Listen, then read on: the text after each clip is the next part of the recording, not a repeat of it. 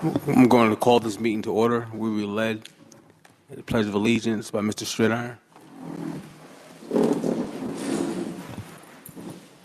Pledge allegiance to the flag of the United States of America and to the republic for which it stands, one nation, under God, indivisible, with liberty and justice for all. Please remain standing for a moment of silence.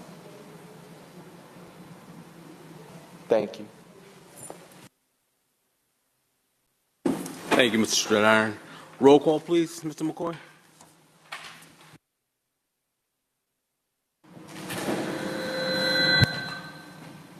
Ms. Burton? Here. Mr. Doré? Here. Ms. Green? Here. Mr. Howard? Here. Mr. Lamar? Here. Mr. Levenstein? Here. Ms. Beneo? Mr. Stridiron? Here. Mr. Walker? Here. Thank you, Mr. McCoy. Be it resolved that the Board of Education hereby recesses into executive session for the following purpose. Matter made confidential under FERPA, employment history of particular individuals, matters leading to the employment of particular individuals, the review of programs and placements of students with disabilities, collective bargaining under the Taylor Law, CSEA, NTA, NSAA, and to obtain advice from legal counsel. Chair will entertain a motion.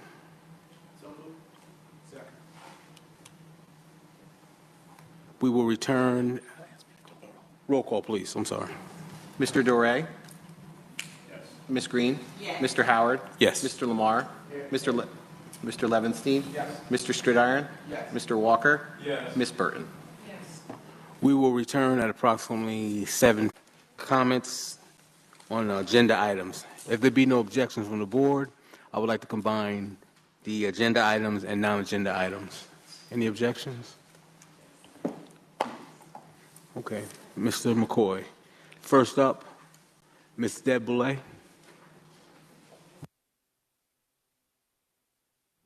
Good evening. Deb Boulay, Newburgh resident, homeowner, taxpayer for over 30 years, and former NECSD teacher, retired 6/30/2022. 22 years of teaching experience in both regular and special education across 2 districts. I'm here to publicly speak about 2 topics in 5 minutes or less. Number 1, this past school year, 21-22, I taught at Heritage Middle School, room 201, a room that does not have consistent heat and has 0 air conditioning and air circulation. I taught students in a 12-1-1 special education setting for grades 6, 7, and 8. Some students required daily medications, some students had bee allergies, some students had learning disabilities that required a small setting. I myself have a bee allergy. The problem of no air circulation was evident from day one. Teachers are required to lock classroom doors to be prepared in case of an intruder in the building, so there's no ventilation coming from the hallways. Administration and health and safety were informed by me in writing on numerous occasions of the lack of air circulation and my concerns for my students. There was no response from administration other than, quote, the company that controls temperature was contacted, end quote. In the fall, my temporary teaching assistant volunteered to open the windows and remove any bees that entered, and he did. Winter came, and we were without heat repeatedly. I was assigned a new permanent teaching assistant in early spring who also has a bee allergy. Again, I wrote to administration, and when hot weather came, the heat and humidity would be dangerous.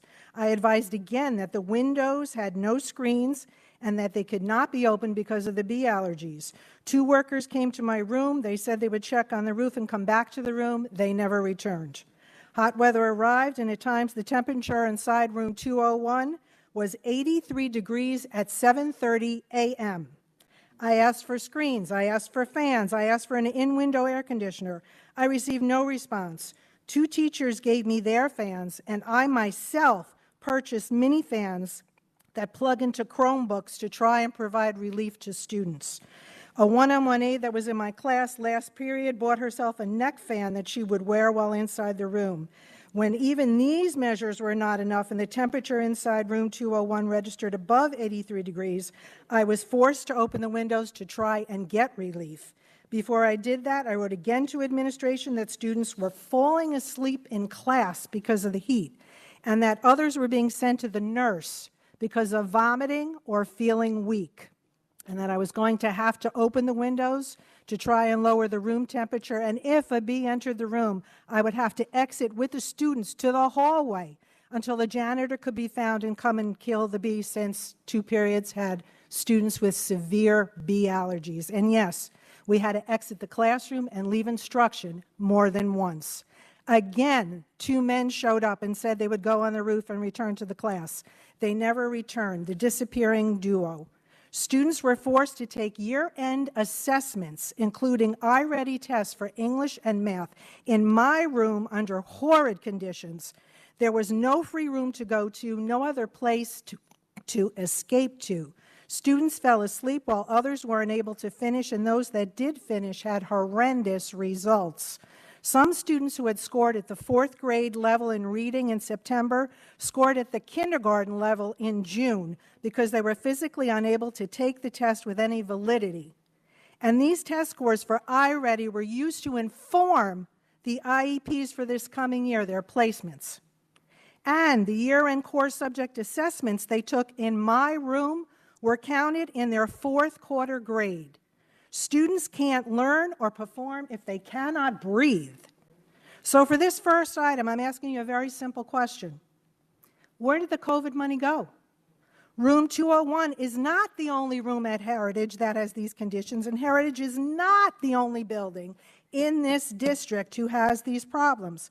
I would like an accounting from this Board of Education as to where that money went. Number 2, employees were not paid on time the last day of school. We had not received a pay for 3 weeks. During the last week of school, teachers and other district employees were aware that there was a problem with the final pay due them on the last day of school. Some personnel have the ability to see what funds are pending in their bank accounts before the money is released. They were aware that the funds were not present beforehand. I was sitting in the same room as someone called downtown and asked why the funds were not pending. I heard that conversation. They were told it was nothing to worry about. The last day came and 0 money was paid to employees when it normally is in the morning. By noon, there was still no money in the accounts. Employees had written checks to creditors that were mailed. Your time is up. It's 5:14. Okay, can I just do my closing paragraph? Sure. I'm sorry, you're 20 minutes, 20 seconds over now. And are you giving 30 minutes for discussion this evening? I think I'm the only speaker. Can I not finish? You had your 5 minutes, Ms. Boulay. Thank you, Mr. Howard. You're welcome. Next up is Mr. William Walker.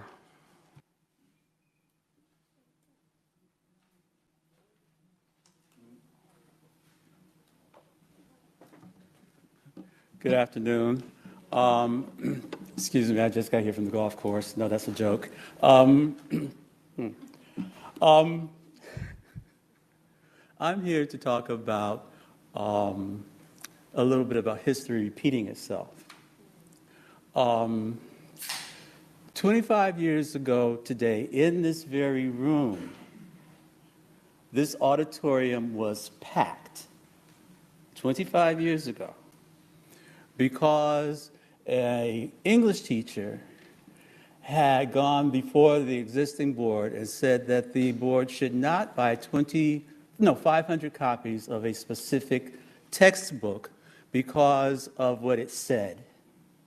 One of the things that it said was that they wanted to replace the idea of forced slavery with involuntary immigration.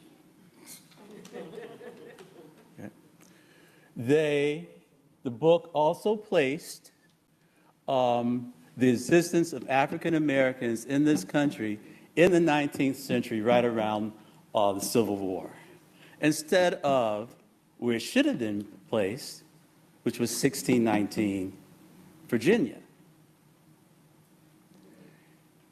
It made no references to any of the civil rights workers unless they could be washed over. And there was no introduction of any literature of any style or form, anything from the American canon that could have been used. The superintendent invited the publisher to come in. This thing lasted the entire summer. On the last day, there was going to be a vote about what the board wanted to do. The place was completely packed. The teacher was shocked that that much information had gotten out to the public. He was from the Deep South and was afraid for his wife and children and told them not to come to the meeting. He was surprised by the amount of support that he received, a massive amount of support from everyone, every type of person that this community has. That's our strength. The publishing company decided that it would change the book. It put a disclaimer in it. And then during the rest of the summer, they had workshops to decide what was going to be done, how the book was going to be changed, etc.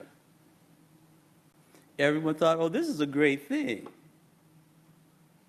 However, the truth is, the publishing company had a policy of just rewriting textbooks for individual communities. They were more interested in, get this, selling to Texas, because Texas legislator bought books for the entire district, for the entire state. Let's bring it to now. All right? 15 years after that, a young man from Texas, an 8th grader, makes the same assumptions. Okay? This book is wrong because it was the same book that was sold to them. The one that we rejected was still bought in Texas. That young man was shot down. No, forget it.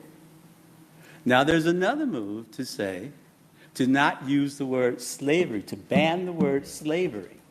Perhaps you've heard that. And to replace it with, oh my God, I can't remember, involuntary servitude. Involuntary servitude. When the parents came here 25 years ago, they stood up and said, we don't want half-vague statements taught to our children. Thank you, Mr. Walker. Your time is up. Thank you.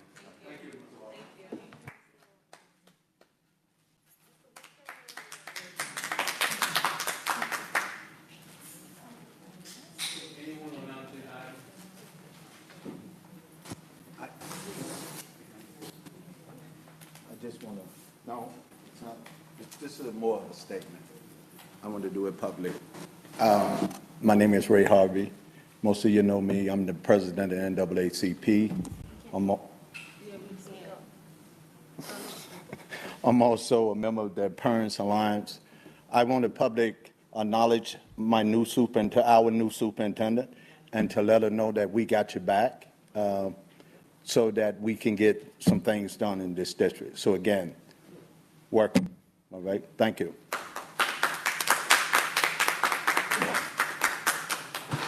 Anyone else on non-agenda items? There being none, the next item on the agenda will be our superintendent, Dr. Manning Campbell.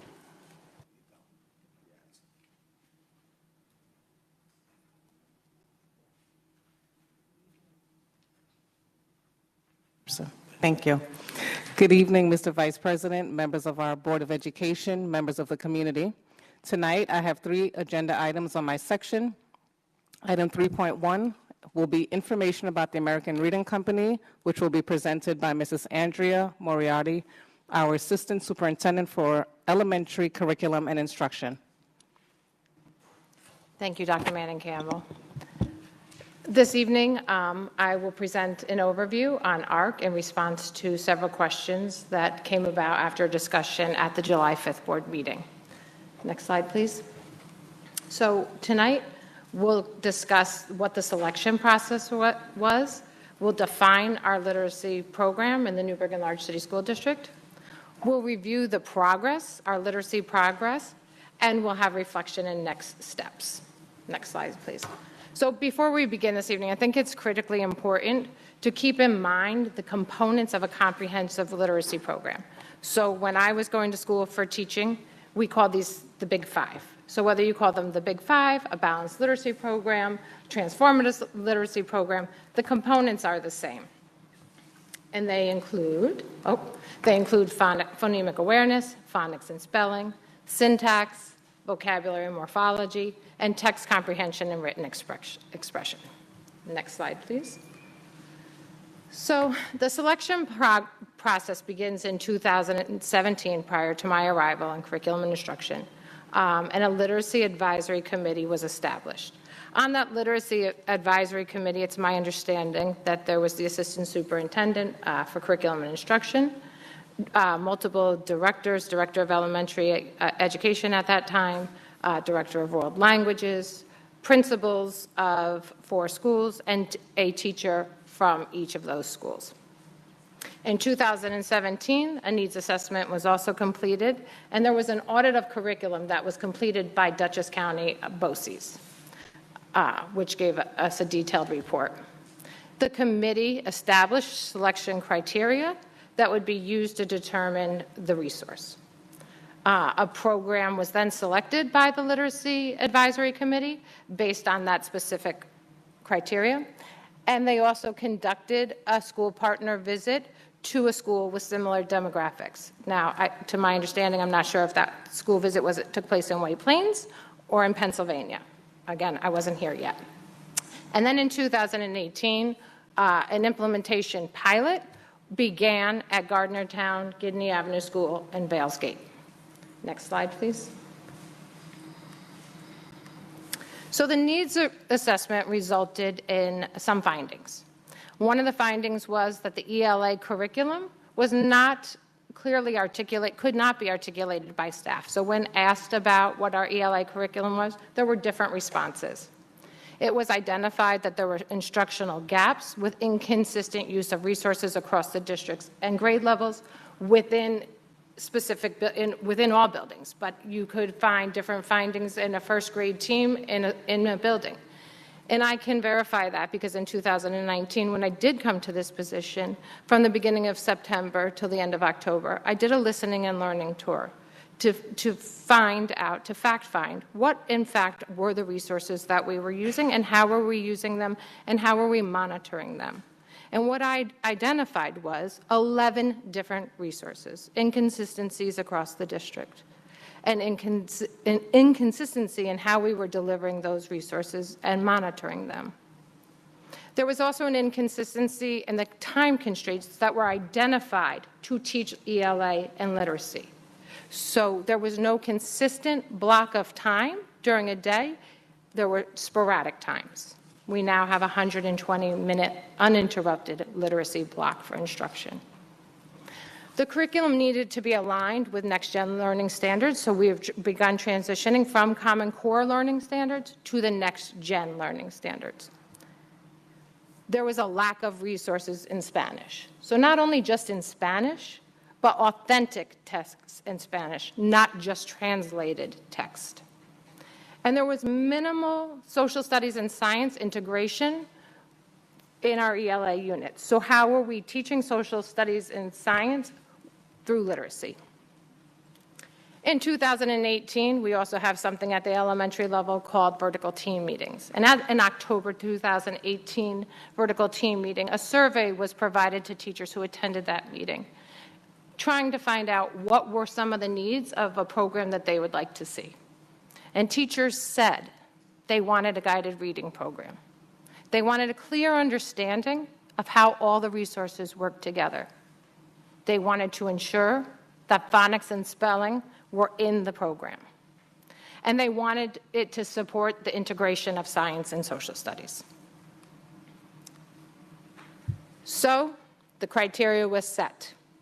It was to include all components, back to the first slide that I shared tonight, of a comprehensive literacy program. They wanted time for a workshop model so that we could ensure differentiation of instruction. We wanted multicultural texts. We wanted our students to see themselves in our texts. We wanted authentic Spanish texts. Again, not just translated versions.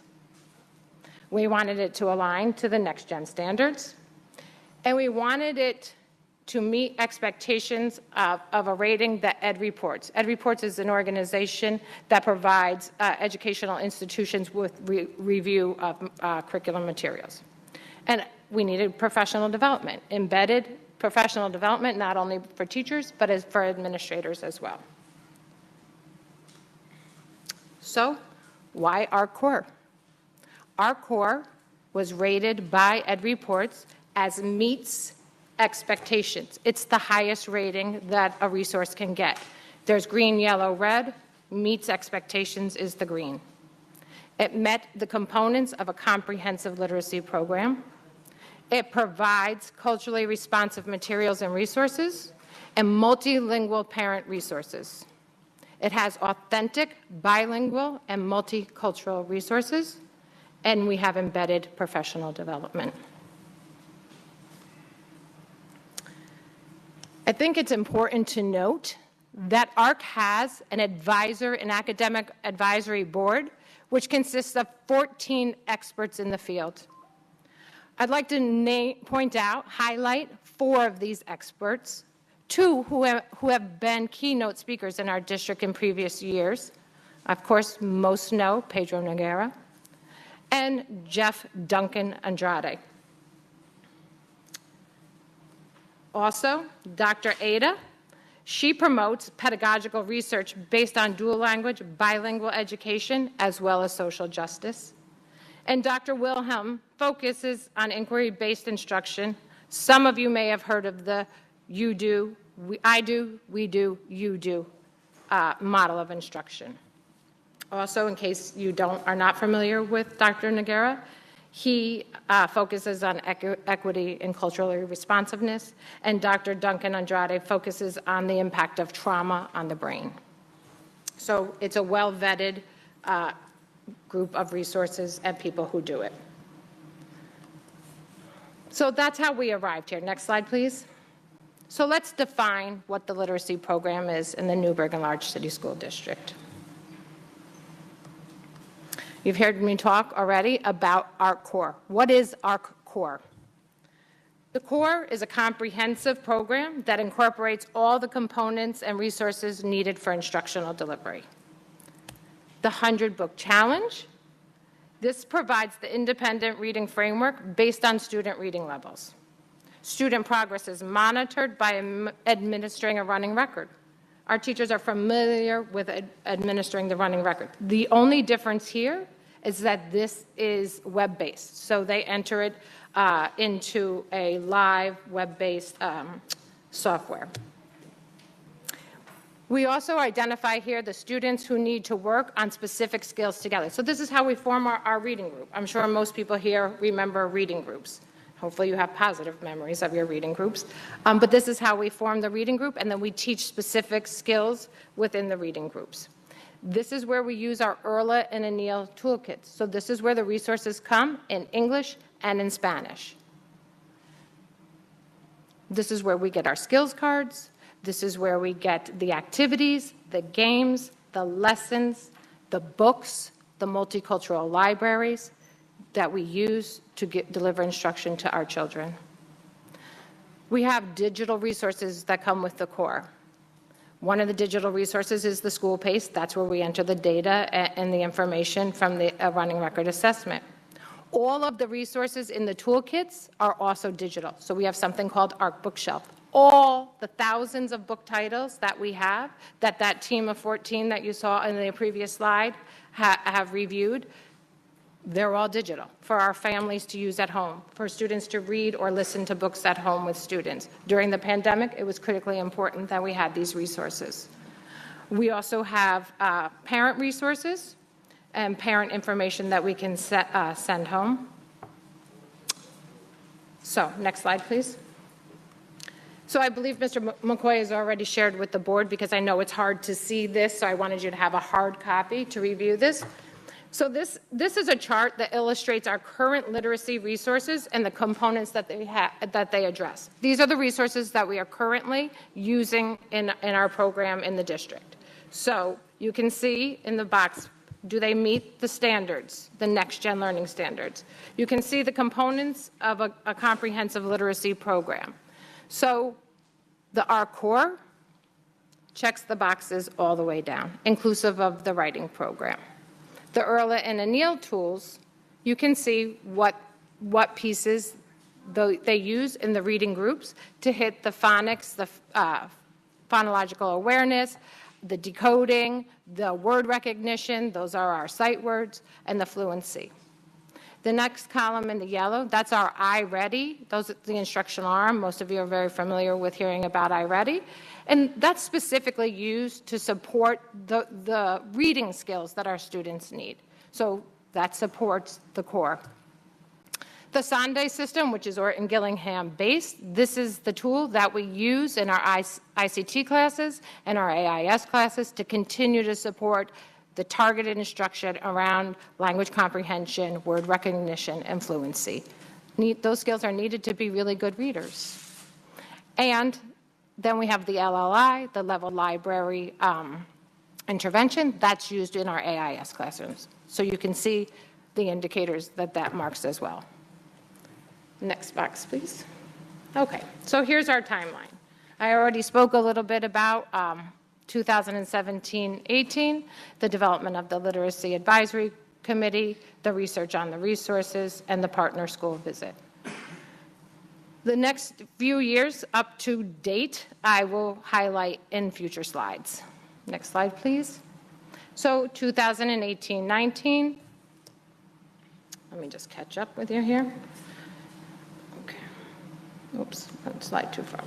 Okay, so 2018, it was identified that Gardnertown, Gidney Avenue, and Vales Gate were selected to participate in the implementation of the Erla Anil, the 100-book challenge, and the running record assessment that I discussed. This was due to the dire need to better support our ELs. They needed better assessment data than iReady and iRead was providing to us, because that did not suffice due to the lack of Spanish language assessments and supports. So that year, in those 3 schools, we rolled out School Pace, 100-book challenge, Erla and Anil toolkits, and we provided monthly coaching sessions for teachers. Next slide, please. So 1920, we decided we were going to expand the implementation of those tools and those resources to K-5 in those pilot schools, in those 3 schools. We decided to go district-wide in K-2 based on the increased data that we were seeing for our ELs and for other students. So if it was good for those 3 schools, it should be good for all the schools. So those schools phased in at grades K through 2, the 100-book challenge, use of Erla and Anil toolkits. We continued to the professional development, but we identified at that time that it would be important also to add the leadership series of professional development as well. We were seeing growth in the student literacy and excitement from students around reading. We provided feedback loops for teachers to give glows and grows, pluses and deltas, and identify what continued supports they needed, and we shared that information at Curriculum Committee. In 2021, the pilot schools entered the next phase, really using the toolkits with Fidelity and K-5, and we added the resources for K-2, our core, in those 3 schools. We continued to phase in the other resources in the other 6 schools, adding grades 3 through 5. Again, we continued with the side-by-side embedded professional development, continued with the leadership development. And in February of 2020 that year, we had 2 focus groups that were conducted and were inclusive of teachers and building and district administrators to investigate and explore the serious rollout and addition of our core based on the findings that we were seeing at the 3 pilot schools. In 2021, 2022, which was just this past year, we added grade 3 core to the 3 pilot schools because the rising third graders, the second graders who had been using our core, would now rise up to third grade and would continue to scaffold and build on using those resources. We added our core in grades K2, and the 3-5 in those other 6 schools began the 100-book challenge and use of the toolkits. Again, continuing professional development, but this year we added principal PLCs, a professional learning community for principals. And those PLCs focused on the school-paced data analysis, so looking to see where was the data being entered with fidelity, where was it not, to find out why, what supports were needed so we could support people in ensuring, teachers, in ensuring that the data was being entered and entered correctly. We did walkthrough monitoring. The principals visited each other's schools to glean what are the best practices, what's happening in your school that I could be doing in my school, and provided feedback to each other on how they could either support them and say, wonderful, that's awesome, I'm taking that back to my school, or have you thought about doing it this way? Again, looking for consistency across the district. And we're looking for implementation and use of the tools and the resources with fidelity. And if not with fidelity, what can we do to support? So this coming school year, 2022 and 23 and beyond, we will continue to phase in our core in those 3 schools that already had up to grade 3. They'll go with the grade 4 and 5, and all the other schools we will begin our core in grades 3 through 5, and look for future expansion in grades 6 through 8 and in grade 9. So how are we doing? Before we do that, I just want to say, when we look at the data, I think we need to reflect on the phases of implementation. So what you heard me just say in all those words and all those slides was that we phased it in slowly.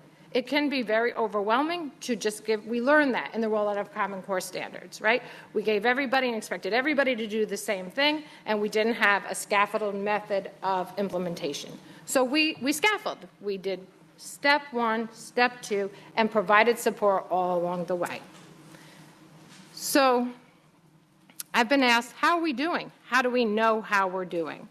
We know by the data that's entered in the school pace. So for the 3 schools, our pilot schools, you can see where they ended the school year in 2018-19. Remember, that was the first year of just the 100-book challenge, the ERLA and Anil toolkits. That's how our students, a percentage of students, K-5 combined, ended the year on or above grade level. In 2019-20, you can see the drastic dip. We all know why. The pandemic hit. Kids were not in school. So you can see we dipped. But coming back to school, 2021, you can see the dramatic increase.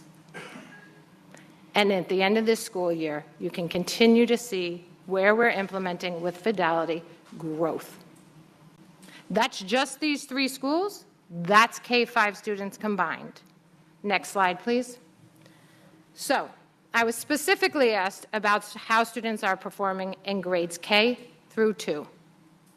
I have the next 2 slides will show that data from 2020 to the end of the school year this year. I think the slides speak for themselves. I'll give you a moment to review. Next slide, please. Again, the data speaks for itself. You can see the steady increases. Next slide, please. So time and time again, we talk about the demographic data of our students. The demographic data right now, again, I think speaks for itself. So in the beginning of the year, what was the baseline of students performing on or above grade level? Now this is K-5. This is encompassing of all the students K-5 across the district. We're working on getting historical data so I can compare and show you what had happened in prior years, but this is the end of the year this year. You can see clearly that our Black, L, Hispanic students, even our students with disabilities, are making strong growth in comparatively to our white students. Everybody's growing. Next slide, please. So I was also asked about comparative data. How does this compare to other data that we have in the district? I'm most excited to present this slide this evening. So our New York State, our students in our district, compared with students across New York State, the results are consistent with the New York averages for students performing on or above grade level. So our students in K-5 in our district are performing comparatively to students across the state. Well, that's wonderful. How are we comparing across the nation? I need to see this on my slide so I report this correctly, bigger. So across the nation, K-5, our student growth surpassed the national averages, specifically in the areas of phonemic awareness, phonics, high-frequency words, and vocabulary. That's awesome, because those are the areas that we know our students, not just in this district, but in a lot of districts, struggle in the most. And our school-paced data is comparative to our iReady data and the demographic growth. They're comparable. So before I go any further this evening, I don't want you just to hear from me. I tried to invite a lot of people, but a lot of people are on vacation. So I do have two administrators here. One, I have Eileen Cruz, who's the assistant principal of Vales Gate Elementary, who Vales Gate was involved in the pilot, and Mr. Scott Prokosh, who is implementing in his building K-8. I just want them to share, if they can come to the microphone, please, share a quick synopsis of what it's been like to implement in the building, what have been the glows, what have been the grows, and hopefully at some point we can have voices from the field and have teachers present as well. Right, turning my mic off and turning it over to you. Okay. Thank you for that. Good evening, Dr. Manning Campbell, board members, members of the community. So as was stated, I'm Eileen Cruz. I'm the assistant principal of Vales Gate, and we have had the honor of using IRLA and being engaged in Art Corps for quite some time now. So it was already shared about our history and the progression over the last several years. But there are certain things that I do want to point out. So it was mentioned as far as those students reading at or above grade level. However, what we have seen is also a drastic reduction in the number of our emergency level readers. So to give you an idea, in 2019, which was the first year that we began using IRLA and the 100 book challenge, our kindergarten cohort of students were at 60.2% emergency level. That's a huge number. So reading 2 or more grade levels behind. But by June of 2022, we dropped that number to 30.2%. So we dropped the emergency level students by 30%. Similarly, the second grade cohort in 2019, they were at 37.8% emergency level, and by June of 2022, they were at 22.2%. So again, a nice reduction in the emergency level students. So we're seeing the growth across the board. A lot was mentioned in the presentation, and I'm just going to piggyback off of that, because we are seeing a lot of this in action in our school on an everyday basis. So there are a few things that I would like to highlight when it comes to IRLA and the 100 book challenge. So our teachers, they have the ability to assess students as needed. When they think that a student is ready to move on to the next level, it's an immediate assessment. Let's see if you're ready. And what's great about the levels is that within each level, there are multiple power goals. And the power goals are those skills that the students need to be able to move on to the next level. The reading levels, the power goals, all of our teachers know them. So it becomes a common language. The teachers are aware of what is needed at each point to be able to progress to the next level. And those power goals also become the focus of the small group instruction and the individualized conferences, which is amazing.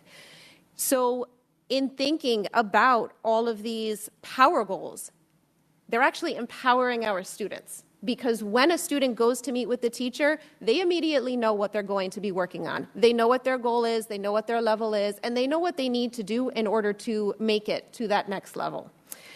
As far as the conferencing schedule. So American Reading Company, they actually advise to have this certain conferencing schedule that in a 10-day cycle, emergency level readers should have 3 conferences with the teacher, at-risk students, 2 conferences, and then proficient readers, 1 conference. And at Vails Gate, we really ensure that the students are receiving that. And it ensures that we're having equitable conferencing and that our students who really need the most support are receiving it. And that shows by the reduction in the emergency level students. As far as ARC Core goes, again, it was mentioned, but we are seeing that ARC is taking the guesswork out of planning. So it ensures that all of the state standards are being addressed throughout the entire school year, specifically that the major standards are being addressed the most. It also ensures that all elements of a well-balanced literacy program are included. So we see that there are very intentional morning messages. We see that there is phonics instruction, which was definitely a huge need for us. We also see that there is very explicit instruction on comprehension strategies and writing instruction. Now, when I first started at Vails Gate a little over 3 years ago, I'm going to be honest, writing was very minimal. Our students, they were almost scared to write. They were fearful of it, and they were anxious. And I really have to say it was because there was no true curriculum that was being followed at the time. And now with ARC, most of the units are either science or social studies based, so the students are engaged, they're interested in it. And there's a culminating project at the end of each unit, and students are asked to write research papers, to write essays, to write stories. They're engaged, they're learning, and they're enjoying themselves, and they're proud of their work. So we have writing celebrations at the end of each unit where the students are able to showcase their writing. And again, they're proud. We have families come in, and they take part in it as well. There's one more thing that I do want to mention. As a CSI school, as you know, we do have a SEP and we have commitments that we follow throughout the school year. Well, one of our commitments was from last year, and we're taking it into this next school year, and that's all about student ownership of their learning.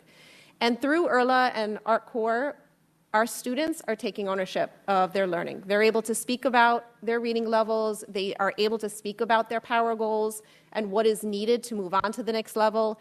They're also telling us very excitedly about what they're learning. That wasn't happening before. We're seeing the passion in their eyes, and we're hearing the passion in their voices. And it's really amazing to hear and to see. Now, this didn't come overnight. Again, remember, we were doing this for some time. And I think the biggest pushback that we have heard from our teachers is that there are a lot of components in ARC Core. And yes, there are a lot of components. There are a lot of components in literacy in general. However, we have really taken this one step at a time. For us, it's baby steps. So we have very intentional, focused professional development sessions and professional learning communities.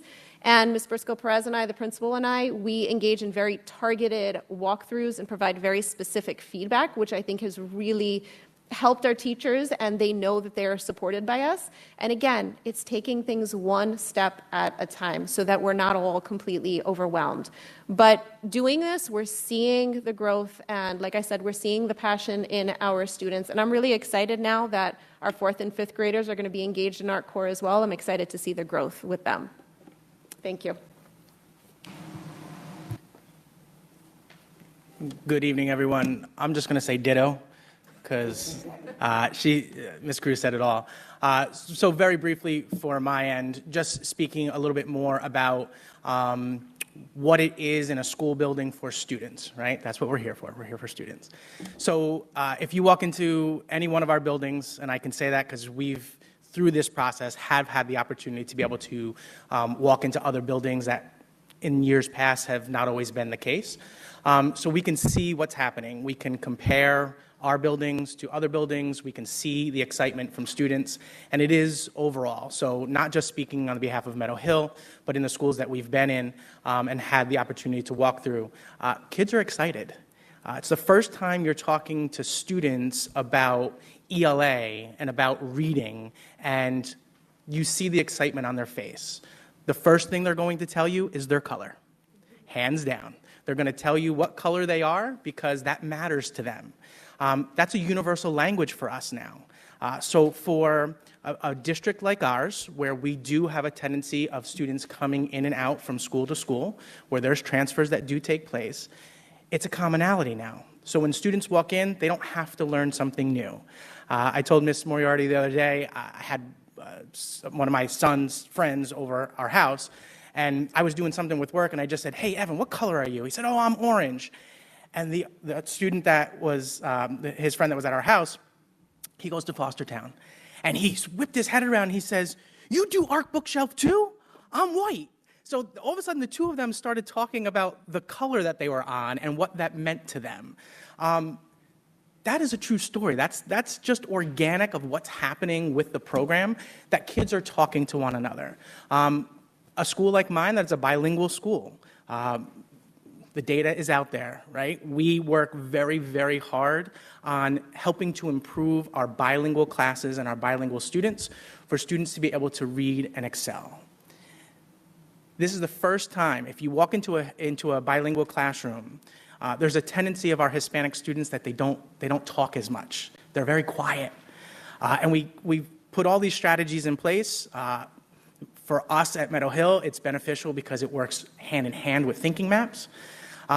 When you walk into bilingual classrooms now, you're hearing students speak. You're hearing them talk. You're hearing them wanting to read to you, whether it's a book in Spanish or a book in English, depending on their levels and where they are right now.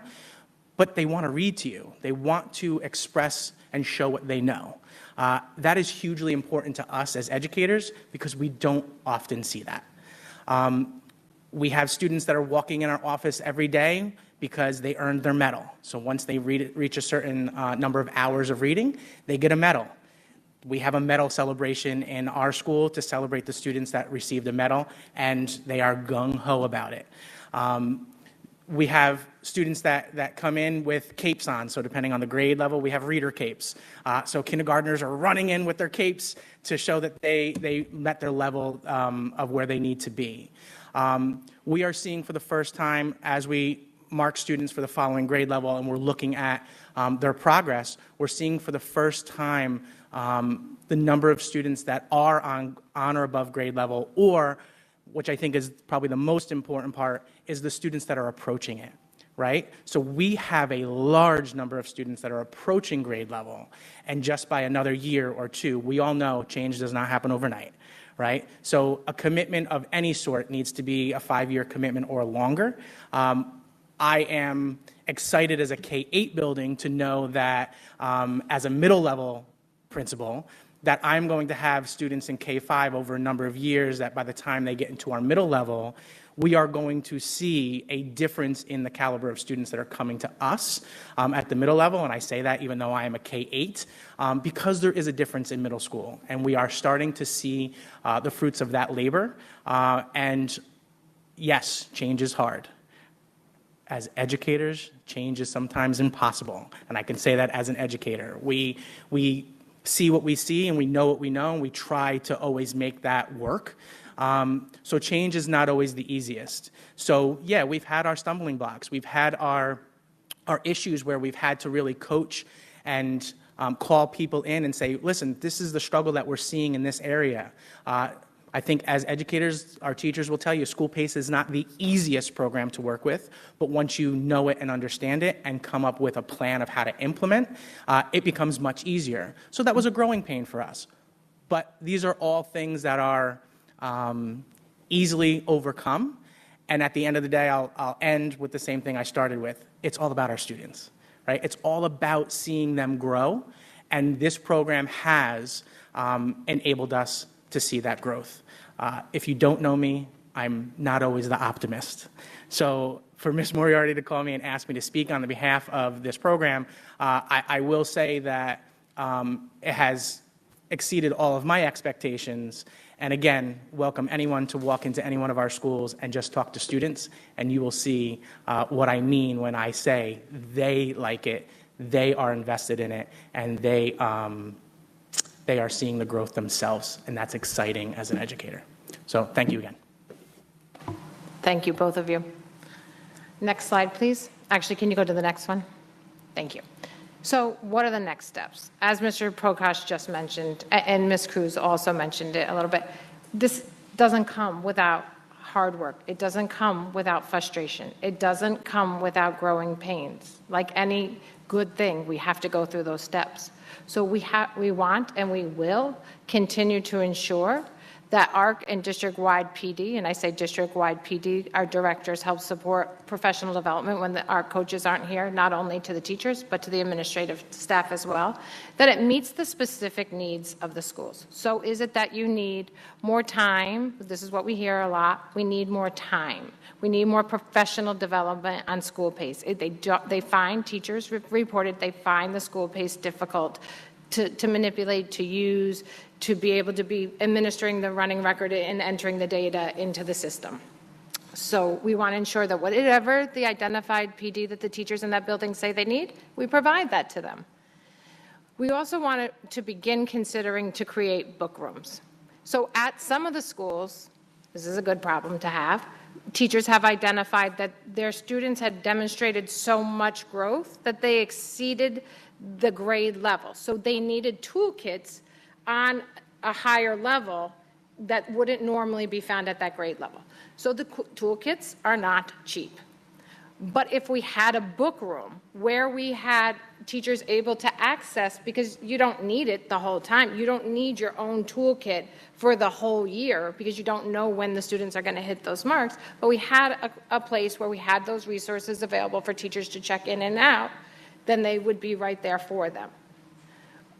Just to note, those resources are all available virtually all the time to teachers, but I do understand wanting to have the hard copies and the hard access to those tools. We want to continue to ensure that administrators' PLCs continue. They'll continue to share best practices and take things back to their buildings and share with their staff. We want to ensure that we continue to monitor the implementation for the GLOws and the GROWs, right? The GROWs might change this year. So as we become more proficient in some of the resources, we might identify another area that we need to continue to grow in. And that's fine. Let's identify them, let's talk about them, but let's ensure that we're administering with fidelity. Again, it's for the kids and it's about the kids. We have to monitor and analyze the data. We just have to. We have to know how everybody's doing and where we need to target instruction. We really want to ensure that we are increasing our communication to our families. So there is a resource guide of information for families. So when your kid comes home and tells them they're a 1Y, they're a 2G, what does that mean, right? So do you have the communication in your native language that says to you, this is what my kid is doing. This is where my kid has become proficient. This is how my child grew over the year. They might have started 2 to 3 years below grade level. They might end the year on grade level or still below, but they showed growth. It's about growth. Can you go backwards now, back up to the other slide? Thank you. So in summary, we discussed this evening the selection process. We defined our literacy program for K-5. We reviewed the progress that we have at our fingertips now, and we reflected and we talked about next steps. Again, thank you to Ms. Cruz and Mr. Prakash, and thank you for your time. That concludes my report. Thank you for that presentation, Ms. Moriarty. Board members, do you have any questions in regards to this presentation? Yes. Ms. Green? I had asked for how many students in K through 2 were on grade level throughout the district. I saw K through 5, but I would like it broken down in terms of K through 2 because those grades are very imperative in the sense that they take the standardized tests in 3rd grade. So K through 2 are very important. So I didn't see the statistics for how they were rating on K through 2 throughout the district. Okay, so maybe I came in after that. That's okay. So we're going to go back, keep going back to, yeah, right there, slow down. Can you go back up one more? Thank you. Oh, no, down, no, other way. Yep, right there. Thank you. So these next 2 slides demonstrate in grades K1 and 2 by building. Okay. This is the end of the year data for just K2. You can see it by grade level K. Mm-hmm. At the end of 2021 in kindergarten at Bonneville, 41.7% of the students ended the year on or above grade level. This year in kindergarten, 51%. So their overall growth, K2, for for the end of this year, we had 61% of students in K2 at Bombville performing on or above grade level. K2 at Fostertown. Right. Is that what you were asking for? Yes, that's what I was asking for. I must have had my head down or something because I don't remember seeing that slide. But yes, that is very impressive. The next thing I wanted to ask, one more question. The resources for ARC are extensive, but can't they get as many resources from these other programs as well? Absolutely. So these are our Tier 1 resources. And the handout that you have, and it's the colorful slide somewhere up a little bit more. No, I have it. Yeah. So those are the resources to also support the Tier 2 and 3 instruction in AIS, in Tier 2 in the classroom with the iReady instructional arm, the Sunday system that is Orton Gillingham based. We use that in AIS and in our ICT classrooms. And the LLI, the Leveled Library Interventions, is used in AIS. So yeah, they all work together to support and meet the needs of the students because the core is the Tier 1. Okay, because they were, some teachers were concerned about the synthetic phonics, and they were saying that with ARC, that is not always for, I'm speaking in terms, but let me explain it. Analytical phonics is when they teach the whole word. Synthetic phonics is when they teach the parts to the whole word. So that's how students sound words out.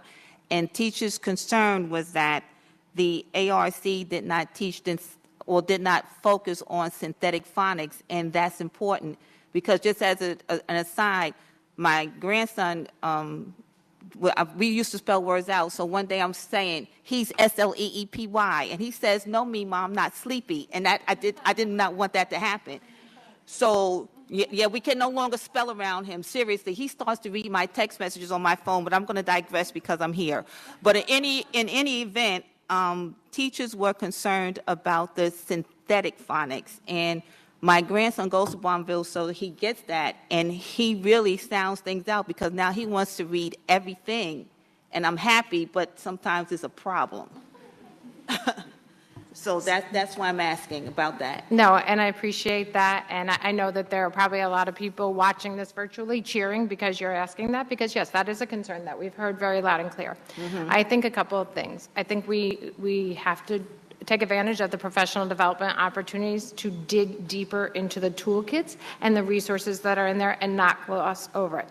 Additionally, this year, new to the core program, and I can't wait for teachers to see this because I think they'll be super excited about it, are going to be readers, writers, notebooks, where those opportunities for a cut and paste to cut out the letters and form words and put them together as well as write them, learn their spelling words, practice them. That's coming this year. So that's a new addition this year. So thank you for that. Thank you. Mr. Forget. Yeah, I just wanted to add one thing. When you look at this data, if you look at 2021 for kindergarten at 41.7% on grade level, look at the first grade in 21-22, right? Because that's your same group of students. Look at the growth from kindergarten to first grade, and look at that all the way across. The kindergarten going to first grade, look at the accelerated growth in horizons. I mean, that's really great stuff. And although that's not pure with the specific students, we would have to identify each individual student. But using this as a kind of a guide, I think this is definitely showing movement in the right direction, even 1 to 2. I just want to add also, these were our students who were hit hardest by pandemic, right? Who didn't get to enter into school in-person learning. Many of them started out their academic career learning virtually, and they didn't have the opportunity to come to school, or when we transitioned back, only half came back. So I just wanted to add that to the data too. Board members, any other questions? Mr. Stridiron and then Ms. Burton. So we'll stay on this slide here. I'm very happy for the growth. I mean, it's obvious that there's growth between one year to the other. The concern I have with comparing 2020 to 2021 would be 2020 was virtual. And you're going to have students that struggle with reading because they're at home. they're naturally going to be better when they come in person around other students, with their teachers, and in an environment that nurtures learning more than a computer screen. So I think these numbers, of course, it shows growth, but you would expect growth. What I would like to see, which used to be online, which is taken down now, is the actual data. We have never seen all the data. The 3 pilot schools that you introduced in 2018, 2 of those 3 schools are the lowest schools for on-target reading level this year. How can you explain that if you're saying the program that we piloted in these schools is truly working if they are the 2 lowest in the elementary schools? Without all the data, we can't really judge the impact that this specific program is having on the students. Have you ever done a teacher survey of the teachers that are implementing this program? Have you ever done that?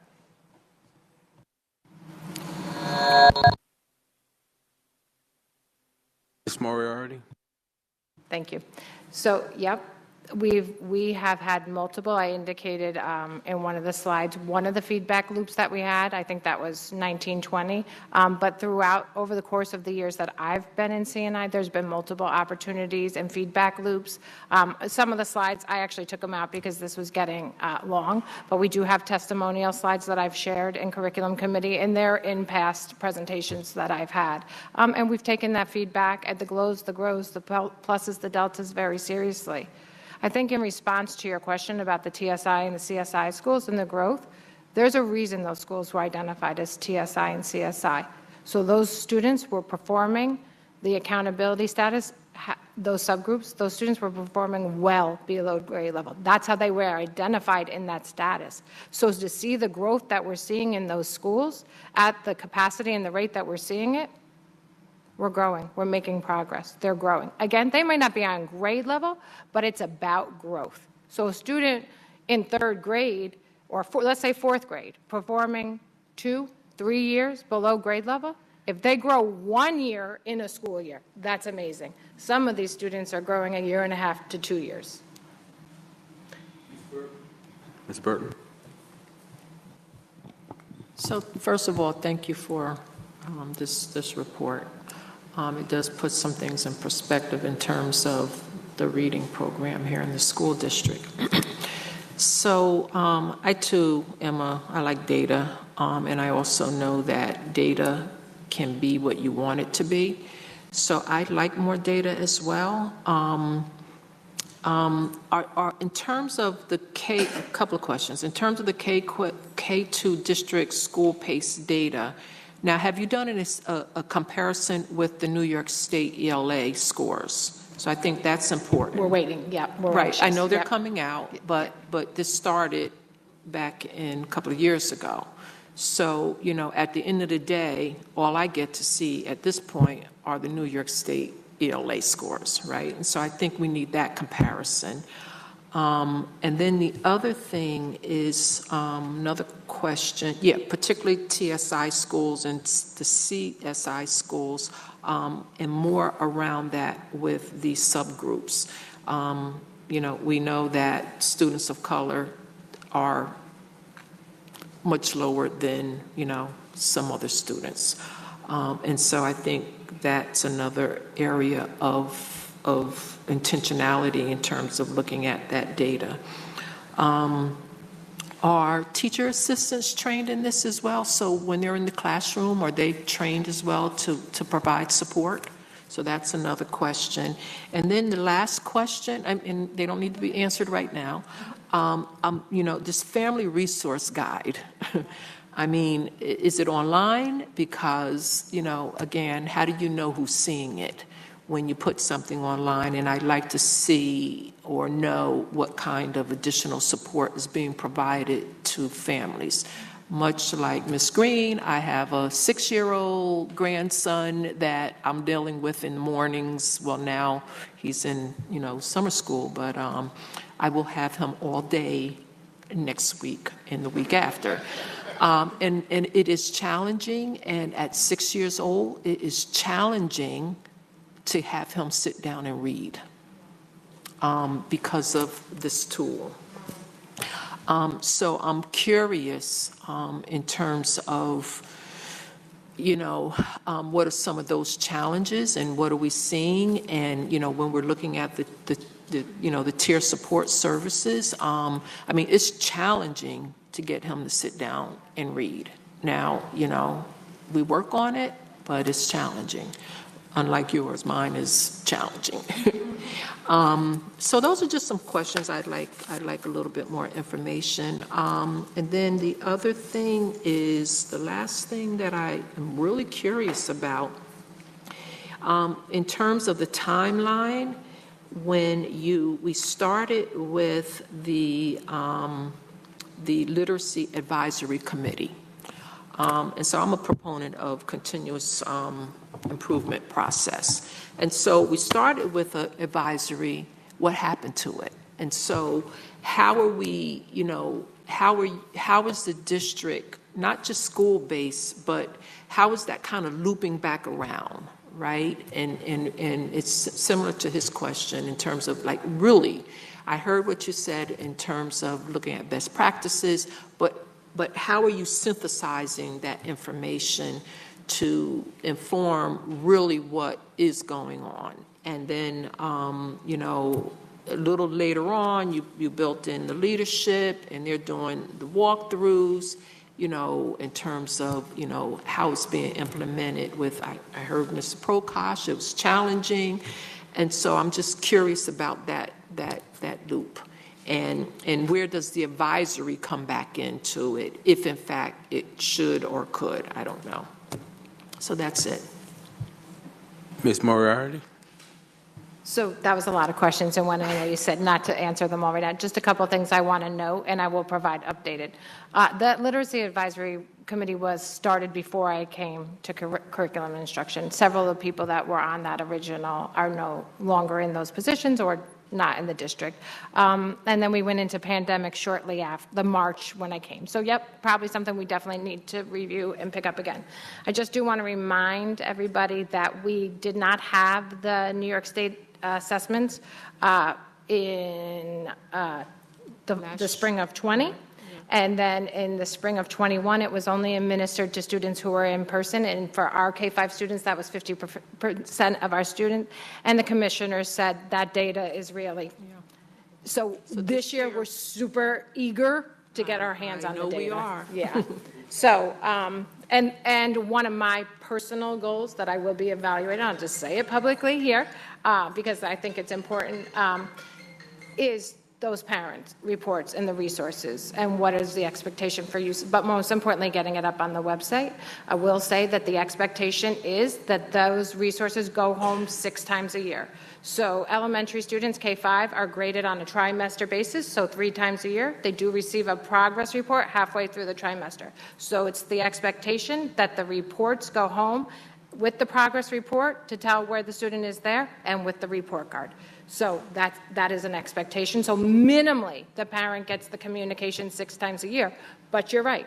What do I do with my student who's resistant to read? What do I do because I want them to learn how to spell and I want to play games and mix up letters and cut and paste and write out sentences? Where do I get those resources? Where do I get those ideas? The goal is to get them on the website. So that, in brief. Ms. Burton? And then my last question is, and my background in terms of working with young people, preparing them for, to graduate from high school, we would find a lot of them had very poor reading skills. And so we would work, very hands-on with them in terms of building their reading, not reading, I'm talking about writing skills.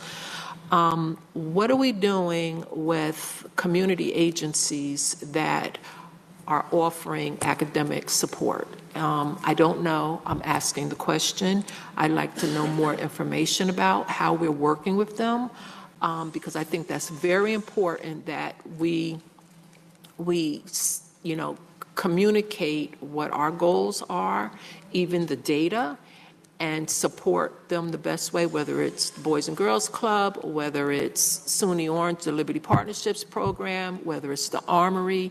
How are we collectively making sure, particularly the programs that are working with our young people, with academics, that we're all on the same page? So just brief in response to Yes. that. We've worked with the Mount very closely because, they have a big program at the Armory on Saturdays.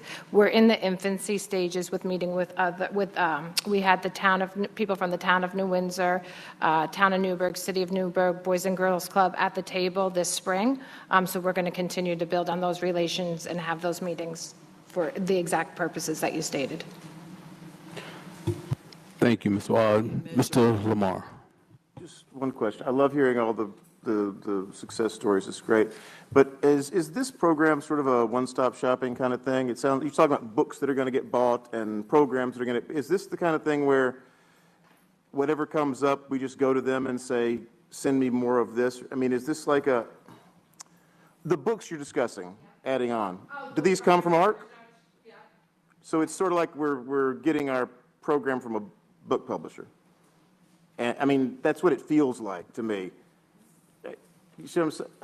Maybe I'm No, I understand your question, and I can understand how it would feel that way. That's what they're in the business of, is providing the services, the resources, so that we can implement a comprehensive program.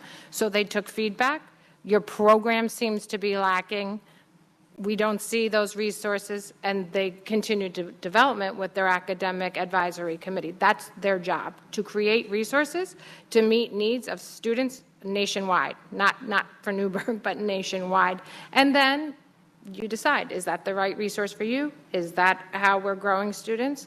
And is it a complete package? Sometimes you can see, I guess I should have mentioned, in those 11 resources that I discussed, and again, I know we're getting long here, but we had CKLA, we had Fontes and Pinnell, we had Teachers College, we had iRead, HMH, multiple.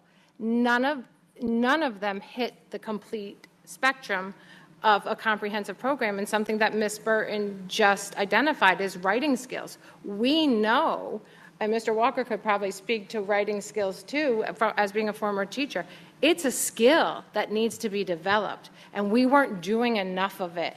Not just here, but in my previous district as well, the two districts I can speak for. We didn't make time for it. We didn't have the proper resources for it. We didn't assess it properly.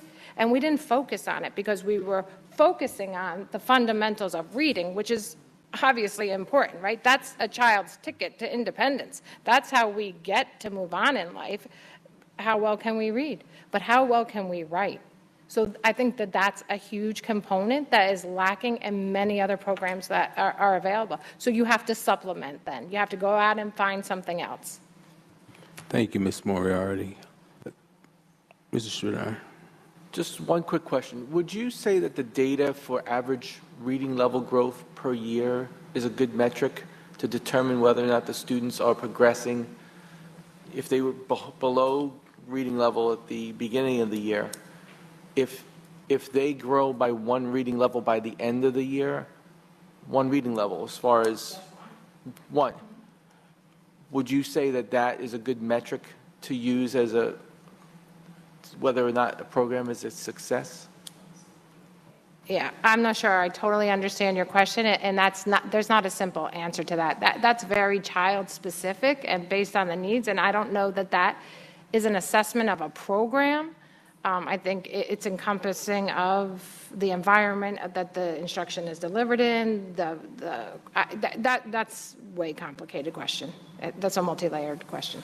Is it possible that we can get all the data that the district has on reading levels broken down by grade levels, school buildings, subgroups?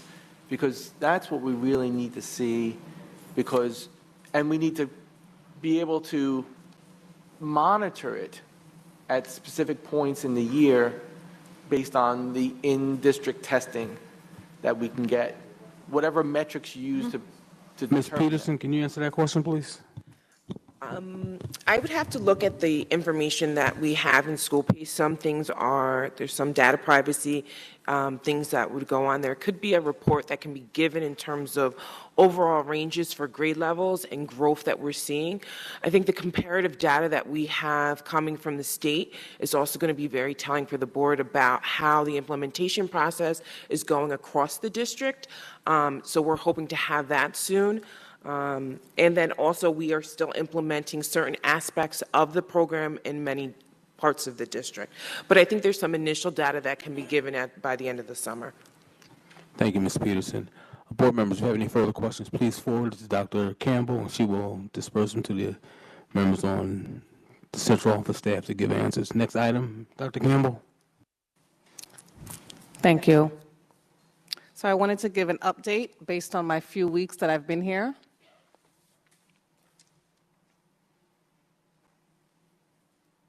The last few weeks have included listening and learning from various stakeholders. From these sessions, we've been able to synthesize and categorize. You can go to the next slide.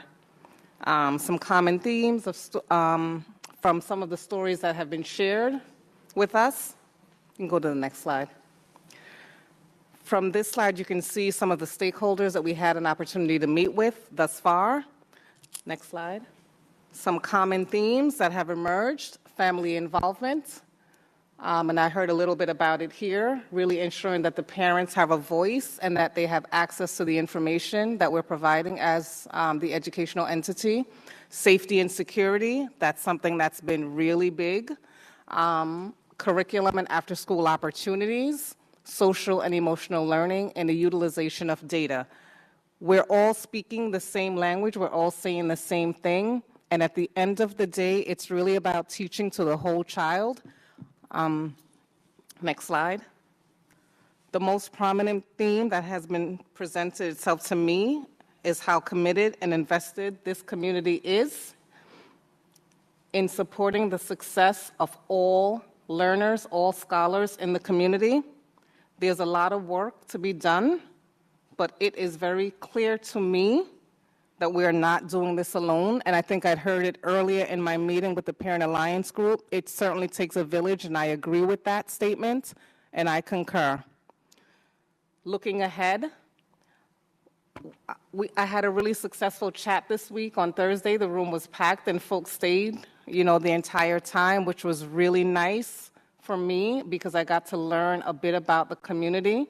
Looking at other times to meet with members of the community because not everyone can come in 9:30 to 11:30, as well as perhaps offering different modems, whether or not we need to do it virtually so people can, join when they're at work or perhaps at home.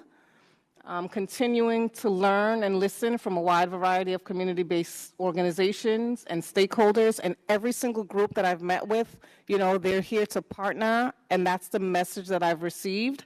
And from these meetings, I'll begin to draft an action plan to incorporate the feedback from all the constituents. Thank you. Thank you.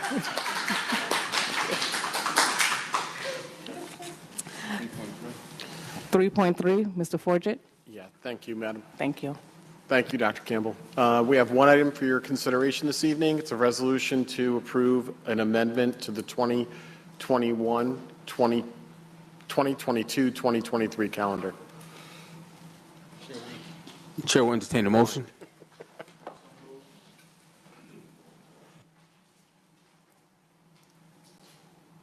I'm looking for a second. Oh, second, I'm sorry. Roll call. Mr. Doré? Yes. Ms. Green? Yes. Mr. Howard? Yes. Mr. Lamar? Yes. Mr. Levinstein? Yes. Mr. Stridiron? Yes. Mr. Walker? Yes. Ms. Burton?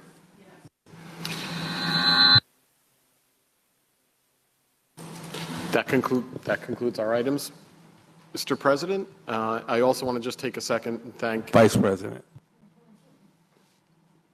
Mr. Vice President.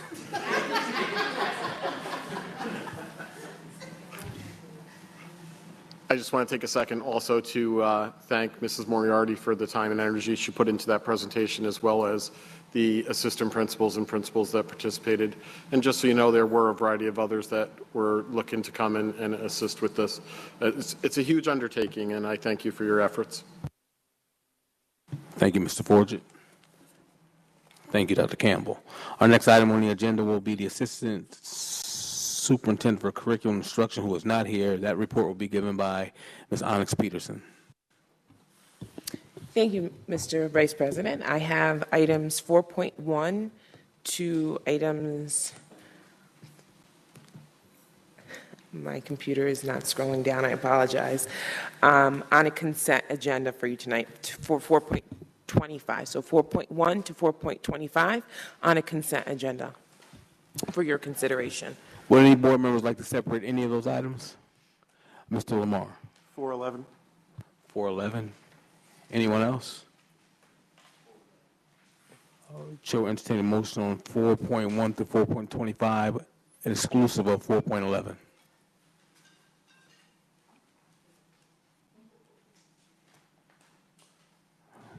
Waiting on the motion.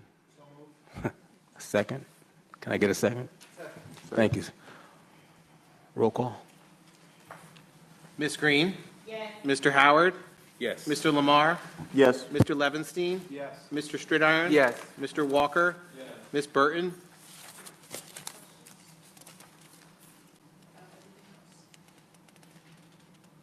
Excuse me?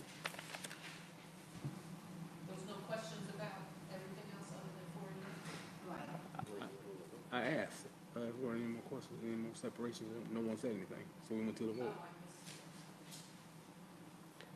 Ms. Burton? Yes. Mr. Doré? Chair will entertain a motion on 4.11. Mr. McCoy. Discussion on 4.11, I'm sorry. Yeah, this is another, like a data tracking program, if I'm not mistaken. Will we get to a point where we could literally like ask a question in the meeting and you guys could just pull up live data? I mean, this is, I know I'm dreaming here, but I mean, with all the money we're spending on data programs, I think there could become a point where we could ask for some of this and it could just magically show up on the screen because it's somewhere in a file that's digitized, I would assume. Just curious. So item 4.11 is for our student management system. So by New York State law, a district has to supply or provide a student management system that has protocols.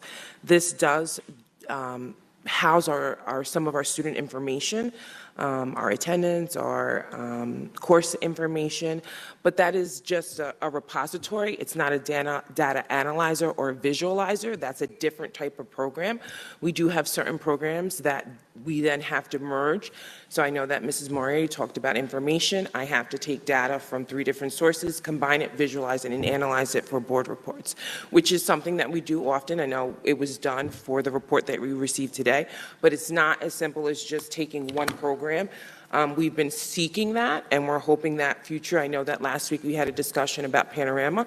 We're hoping that that program will allow us to visualize data in a more cohesive way, but we're taking information from 4 or 5 different programs and trying to visualize it. And sometimes that can be easy, sometimes that cannot be so easy, but this program is to house some of our information for our students, our online registration process, our campus learning, as well as our data change tracker for the district. Mr. McCoy. Mr. Howard? Yes. Mr. Oh, my thing is on. I don't get to say something about it? Oh, you didn't have your hand up. I'm sorry. Ms. Burton. Oh, I'm supposed to raise my hand? Or this is supposed to be on? Okay. Just overall, in terms of the data, data, including this one as well, 4.11, you know, the overall question for me is, you know, what are the analytics telling us about the usage? So, whether it's this particular system, of data system, collection system, what is the data telling us about usage? So that's just an overall question for this one and the others that I didn't get a chance to speak about because I missed the opportunity.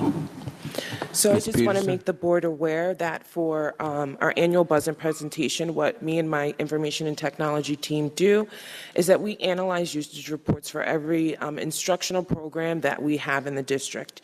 We look at the usage, we meet with our reps and determine whether or not the package that we're utilizing for the district is the most cost efficient, and analyze which programs and collaborate with C&I directors and C&I department in general to determine whether or not it's something that we need to renew.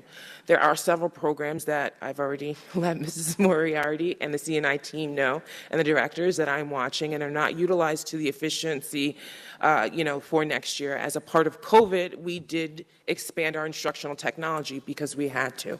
However, it's not something that we can maintain if there's no usage around it. So we're closely watching those usage reports. There's also, within the items that you saw this evening, there's also many end user. So these are different things that the district utilizes for cybersecurity, as well as end user, just basic district operations. So in the admin content, I will make sure that I do put that, because there will be more technology in the next couple months, because we are renewing our licenses for the year, so that you have that information. Any other questions on 4.11? Mr. McCoy? Mr. Howard? Yes. Mr. Lamar? Yes. Mr. Levinstein? Yes. Mr. Stridiron? Yes. Mr. Walker? Yes. Ms. Burton? Yes. Mr. Doré? Yes. Ms. Green? Yes. Thank you. Our next item on the agenda is the Assistant Superintendent for Exceptional Learners. He is not here this evening. That report will be given by Ms. Moriarty. Thank you, Mr. Vice President. On behalf of Mr. Bayer, Exceptional Learners presents item 5.1 and 5.2 for your consideration. The chair will entertain a motion. So moved. Second. Mr. McCoy?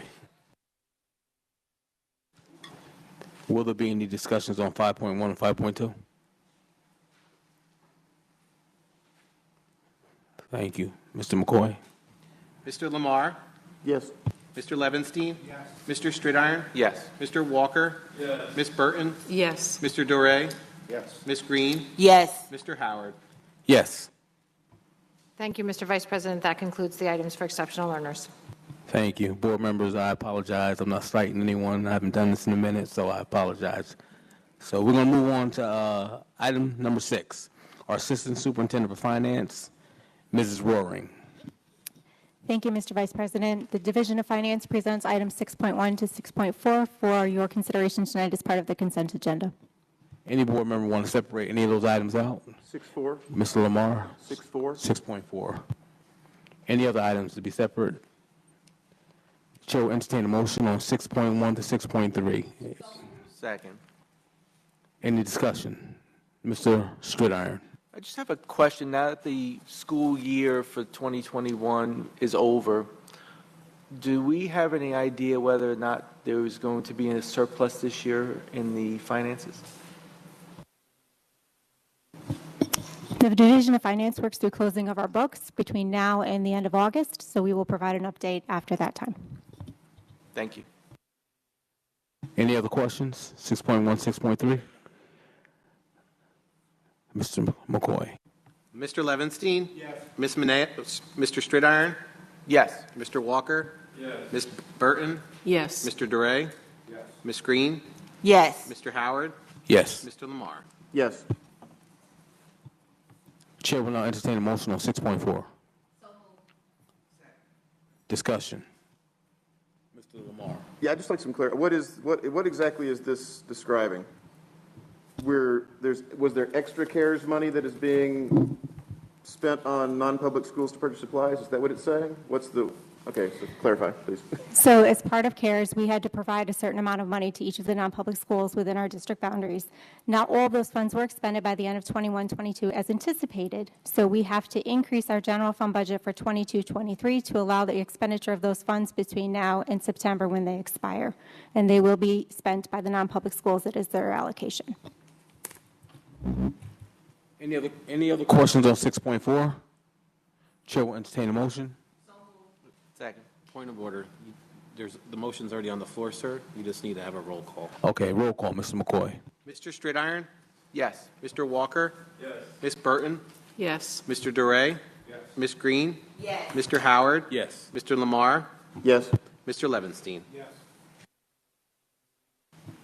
Thank you, Mr. Vice President. That concludes my items for this evening. Thank you, Ms. Swearing. Our next item on the agenda will be our Assistant Superintendent for Human Resources, Mr. McLemore. Thank you, Mr. Vice President. On the Human Resources agenda, I have items 7.1 through 7.16 for your consideration on tonight. Would any board members like to separate out any items 7.1 through 7.16?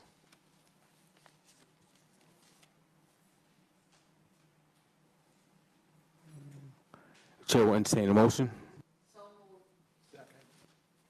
Discussion.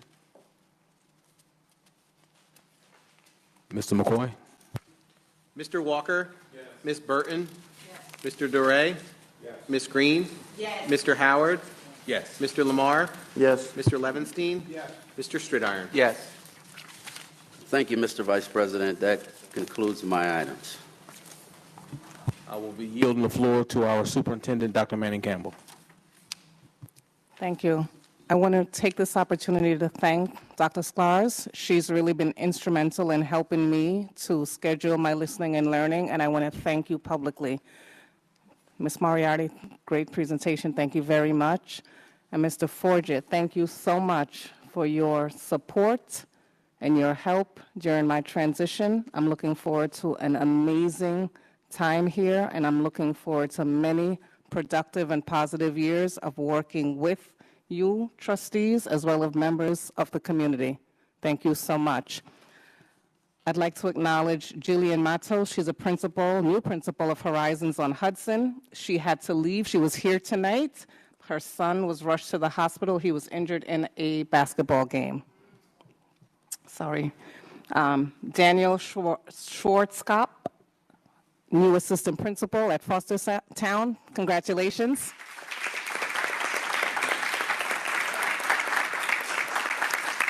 Welcome. Ms. Rosalie Pena, assistant principal for Gidney Avenue. Welcome.